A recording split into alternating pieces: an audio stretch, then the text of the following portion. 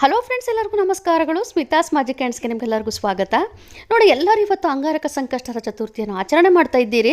ಪೂಜೆಯ ಸಮಯ ಅಂತ ಬಂದಾಗ 6:48 ನಂತರದಿಂದ ಪ್ರಾರಂಭವಾಗಿ ನಮಗೆ ಚಂದ್ರೋದಯದ ಸಮಯ ಅಂತ ಬಂದಾಗ 8:59 ಅಲ್ಲಿವರೆಗೂ ನಿಮಗೆ ಸಮಯವಿರುತ್ತದೆ. ಆ ಒಂದು ಸಮಯದಲ್ಲಿ ನೀವು ಪೂಜೆಯನ್ನು ಮಾಡ್ಕೋಬೋದು. ಇನ್ನು ದೀಪಾರಾಧನೆ ಅಂತ ಬಂದಾಗ ಬೆಲ್ಲದ ದೀಪಾರಾಧನೆ, ತೆಂಗಿನಕಾಯಿ ದೀಪಾರಾಧನೆ, ಬಾಳೆಹಣ್ಣಿನ ದೀಪಾರಾಧನೆ, ಈ ಥರ ನೀವು ವಿಶೇಷವಾಗಿ ದೀಪಾರಾಧನೆಗಳನ್ನು ಮಾಡಬಹುದು. ಯಾವುದರ ಒಂದು ಮಾಡಿದರೂ ಅಷ್ಟೇ ಸಾಕು, ಅಥವಾ 2 ತುಪ್ಪದ ದೀಪವನ್ನು ಹಚ್ಚಿಡಿ, ಅಷ್ಟೇ ಸಾಕು.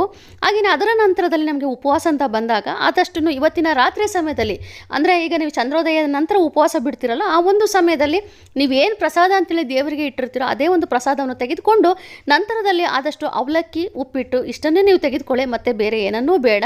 ಆದಷ್ಟು ಇವತ್ತಿನ ದಿವಸ ಉಪ್ಪನ್ನು ಸೇವನೆ ಮಾಡದೇ ಇರೋದೇ ಒಳ್ಳೆಯದು.